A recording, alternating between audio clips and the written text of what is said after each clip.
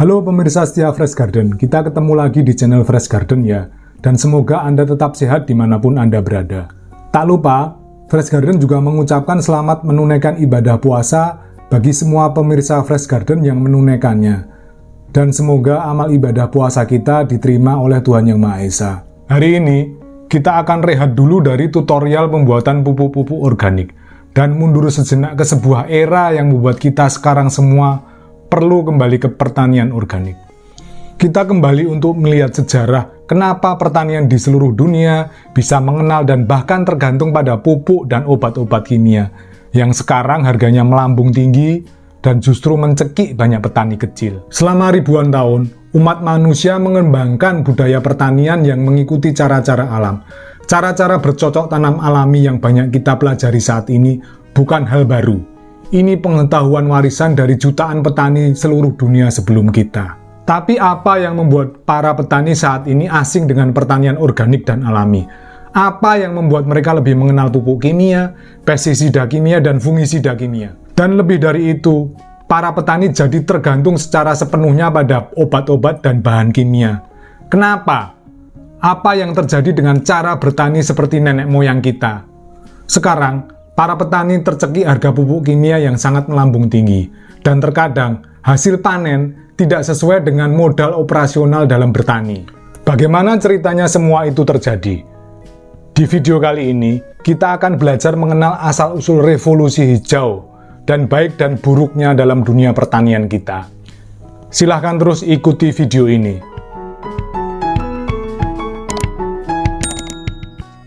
Apa itu revolusi hijau? Kebutuhan untuk pangan adalah kebutuhan dasar seluruh umat manusia. Tetapi, sumber daya yang dibutuhkan untuk menghasilkan pangan tidak selalu adil secara merata. Hal ini mungkin tampak sederhana, tetapi ketersediaan pangan memiliki kisah politik yang sangat menarik. Jadi, bagaimana pangan menjadi masalah politik? Pada periode pasca Perang Dunia Kedua, ketika tingkat kelahiran mulai meroket di banyak bagian dunia, negara-negara berjuang memberi makan rakyatnya karena populasi mereka yang sangat meledak.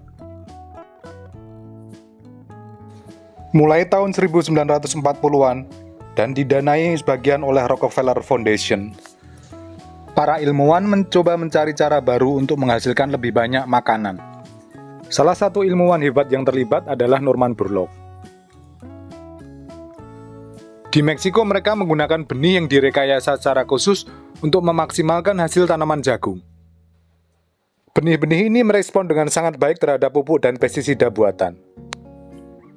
Pada tahun 60-an hingga 70-an, eksperimen ini diperluas ke Asia dengan padi dan gandum jenis baru.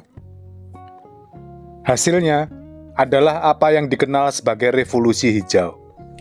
Sebenarnya yang membuat istilah revolusi hijau itu sendiri adalah seorang pejabat Departemen Luar Negeri Amerika Serikat yang bernama William Gould. William Gould memberi istilah ini dengan nama revolusi hijau untuk membedakannya dengan revolusi yang lain. Pada pidatonya di tahun 68, William Gould berkata, "Ini dan kemajuan lainnya di bidang pertanian berisi pembuatan revolusi baru. Ini bukan revolusi merah yang kejam seperti yang terjadi di Soviet, juga bukan revolusi putih seperti yang dilakukan Shah Iran. Saya menyebutnya revolusi hijau." Jadi seperti yang dia katakan, revolusi hijau bukanlah kudeta militer atau pemberontakan atau bahkan serangkaian reformasi. Revolusi hijau adalah transfer teknologi yang menghasilkan peningkatan hasil panen.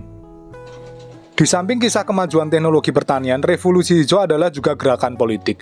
Jangan lupa bahwa gerakan ini adalah program Departemen Luar Negeri Amerika Serikat. Dan sebagian didanai oleh Yayasan Ford dan Rockefeller. Bahkan beberapa ahli sejarah juga berpendapat bahwa revolusi hijau direkayasa sebagai cara untuk melawan komunisme selama Perang Dingin. Anda mungkin bertanya-tanya, apa hubungannya bahan pangan dengan komunisme? Rupanya, pendapat umum di antara pejabat pemerintah Amerika Serikat saat itu adalah, di mana kelaparan pergi, maka komunisme mengikuti. Walaupun pada awalnya adalah gerakan politis, tapi pada kisah selanjutnya, revolusi hijau ini dapat menanggulangi ancaman bahaya kelaparan di berbagai negara. Dengan bantuan sistem irigasi modern, para petani dapat menghasilkan lebih banyak makanan daripada sebelumnya. Teknik-teknik ini kemudian digunakan dalam skala yang sangat besar dan masif. Revolusi hijau merevolusi produksi, distribusi, jenis dan ketersediaan makanan di seluruh dunia. Faktanya, makanan yang kita makan saat ini adalah hasil langsung dari teknologi revolusi hijau. Apa saja dampak positif revolusi hijau? Revolusi hijau menciptakan hasil tanaman yang lebih banyak, juga lebih cepat panennya. Kemajuan dalam teknologi pemupukan kimia seperti nitrogen dan fosfor memungkinkan tanaman tumbuh lebih cepat dibandingkan pupuk alami sebelumnya. Kemajuan dalam penemuan pestisida kimia menghentikan serangga yang mematikan tanaman, dan juga kemajuan penemuan herbisida kimia mematikan tanaman yang dianggap mengganggu tanaman budidaya. Selain itu, penciptaan tanaman baru atau disebut tanaman hibrida yang mengambil ciri khas dan menguntungkan dari berbagai tanaman yang berbeda juga menghasilkan tanaman jenis baru yang lebih unggul daripada tanaman aslinya. Tanaman hibrida ini mampu menghasilkan hasil panen yang lebih tinggi, juga lebih tahan terhadap jenis serangga tertentu. Kemajuan teknologi pertanian karena revolusi hijau juga membuat petani dari berbagai negara untuk meningkatkan hasil panennya. Para petani dari negara seperti Meksiko, India, Filipina, dan juga negara kita Indonesia, terutama di awal Orde Baru, juga dilatih untuk menerapkan revolusi hijau ini. Pelaksanaan konsep revolusi hijau di Indonesia dikenal sebagai Gerakan BIMAS atau Bimbingan Massal. Program intensifikasi massal juga panca usaha tani adalah upaya Orde Baru untuk meningkatkan produksi pangan, terutama beras.